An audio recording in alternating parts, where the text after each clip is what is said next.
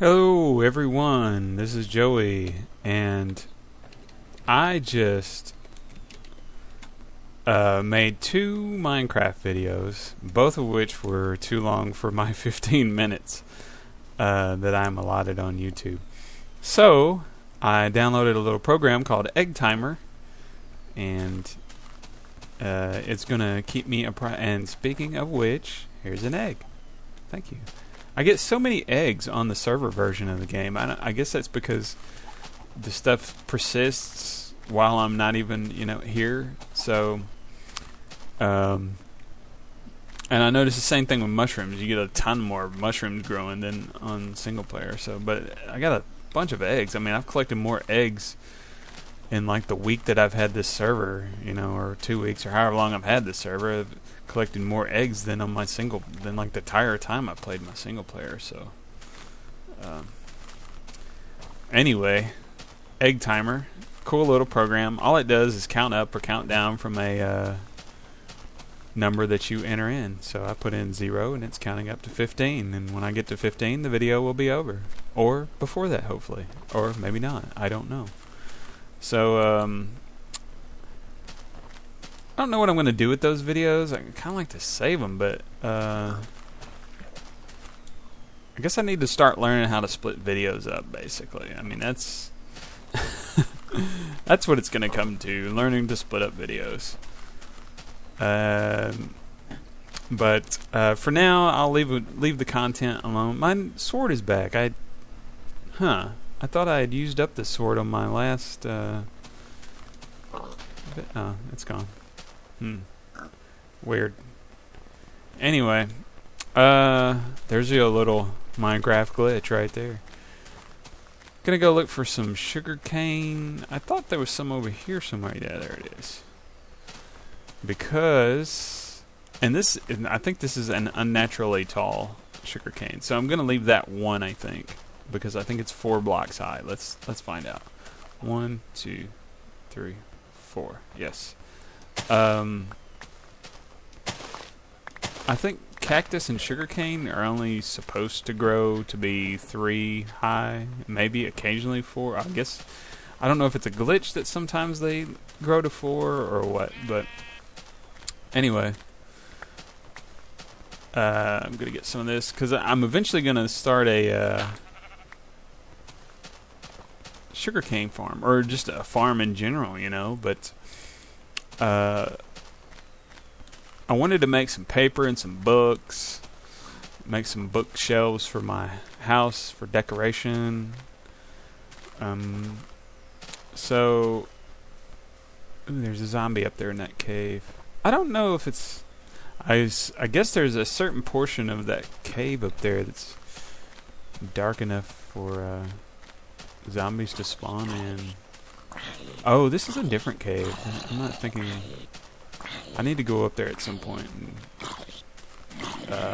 light that up, because I constantly get creepers and skeletons and zombies that fall out of that thing and start attacking me. But I wanted to make some bookshelves and things like that for my house. So can I put one? No, I can't put one. Nope. So I'll plant that there. I don't like that being there, but oh, that's kind of a weird design. Huh. But I don't really want to deal with the water right now. So, although I do have a bucket. Nah, just leave it for now. And another thing that, while I was out earlier exploring for clay and feathers, I noticed that and I saw a snow patch, and I thought to myself, you know what, I haven't seen snow the whole time I've been on the server. So that was the first time I've seen snow, and I haven't seen any of the pine trees that normally grow in the Arctic biome. So I'd like to go collect some of those at some point, I guess, and maybe make them part of my tree farm. so I can have a variety of different trees growing in my tree farm. But here's my massive wall of dirt, which I showed in another video, but you haven't seen that video yet because it was too long. So by about 5 minutes. So there's the wall of doom. But you can also see there's like a line of trees. I don't know if you can make that out, but there's like a line of trees right there where my crosshatch is. And then it goes around the arc of the thing. Oh, a mountain goat. But yeah, there's a line of trees, and I would like to build a fortress that kind of follows that line and just keeps going. And it might initially be just like a 1-block cobblestone wall, kind of like a Hadrian's Wall kind of thing. If you want to look Hadrian's Wall up, you'll see what I'm talking about.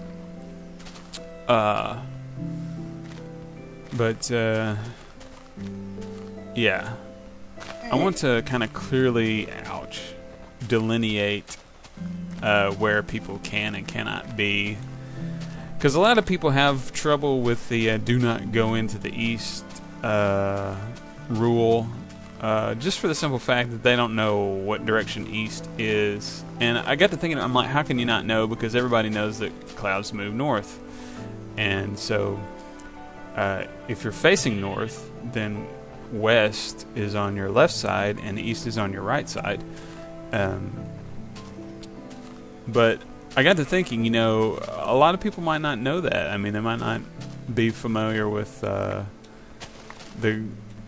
cardinal directions. They, might have never used that, especially now that we have GPS and stuff like that. I mean, common map reading skills are pretty much out the window now, because you don't need it with GPS. I mean, GPS just tells you where to go, and you don't have to really know where you're going, which I think is a shame. I think there's a lot of I think there's a use for GPS. For a very brief portion of my life, I was a truck driver, and I certainly found a use for GPS as a truck driver, because you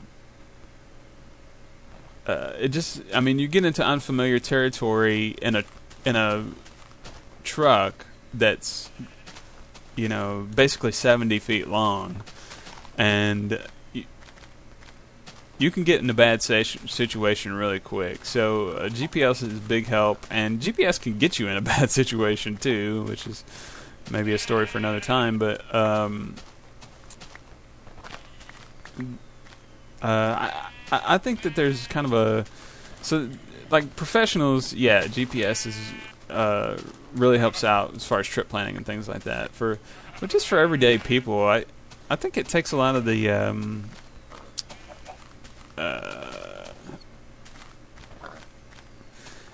it takes a lot of the fun out of going places, and especially like if you're on vacation or something like that. If you're taking a day trip or driving somewhere and you're not on any particular schedule, you're just out driving around, or maybe I'm the only person that still does that, but it just takes part of the fun out of it. I mean, if you know exactly where you're going all the time, and you can't learn anything about it either, like where you're going, because you're just blindly following what this thing says. You're not really paying attention to what's your surroundings, because you don't have to memorize where you're going. You don't have to get back there. So yeah, I'm not sure that GPS it has its benefits, but then it has its detractions as well. So, and I've already got reeds growing down there, or sugarcane, or whatever it's called. So that's cool. I already got 3 of them grown up. Look at all these sheep. I am a sheep shearing fiend. Look at this. Bam, 3 wool. Mr. Sheep, give me your wool. 3 more. This is my new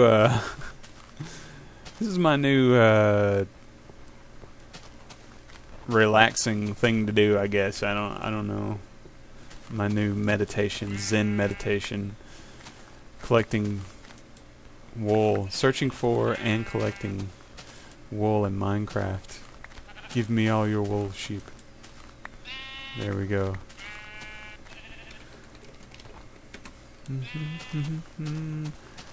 You know, I got to thinking about this. I was have commented in previous videos that the time day thing is marginally a cheat, but you know, in single player, if I'm out walking around or exploring away from my house, I carry a bed with me like all the time. So especially if I know that I'm going to be out after dark, I carry a bed with me because I don't have commands on single player. So I just run vanilla single player. I don't have any mods or commands or texture packs or anything like that. So it's kind of an interesting area. One below sea level. That's neat. But I carry a bed with me, and whenever I just dig a hole and sleep. So I don't deal with the nighttime there very much. And when you're out trying to build something or out exploring, more sheep, awesome. I wonder if you kill sheep. I kind of developed this theory that if you take their wool and then kill them, more will spawn. They'll spawn more quickly or something like that. I don't know if that's true, but anyway, I just read that there's a brown sheep. Let me get this sheep first. That there's going to be beef and lamb meat in the next version of Minecraft. So, oh, did the brown one? No, there he is. I was like, did he go away? Oh, he did this. No, he didn't. I thought he disappeared, but he just went in this hole.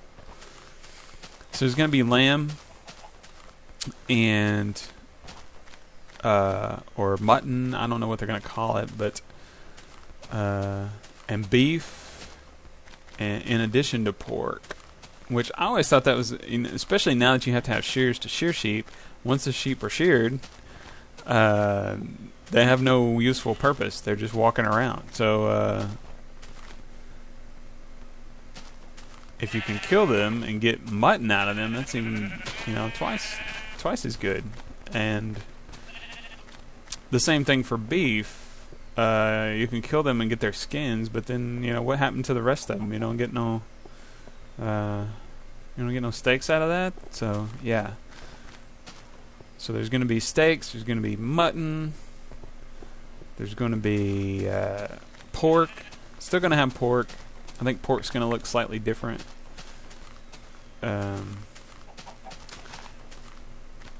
And I don't know what I didn't see what the lamb was going to look like. Somebody has just said there's going to be lamb. So that's cool. More options for food.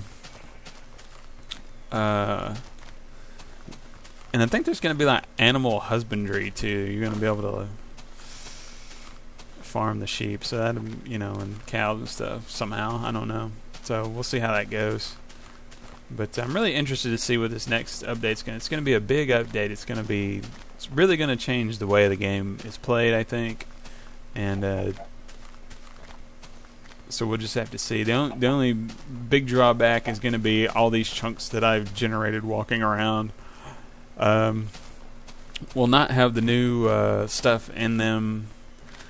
So, but the beauty of the server is, and I was thinking about this today, the beauty of the server is that I can teleport out to a long way away and set a warp point, and that'll be my 1.8 warp point. I can go out there and do 1.8 stuff, and then teleport back here, and it won't have any other 1.8 stuff in it, but it'll be I was up on my roof earlier doing some work, so I built a little block out there to help me up here. Trying to finish out the roof now that I've got a bazillion cobblestone from my mine. Anyway, that's another Minecraft video. I don't know what the purpose of that video was, but I'm running out of time, so got to cut it short. And I'll try to think of something. Maybe go back and look at the video again. Anyway, Peace out. Talk to you later. Bye-bye.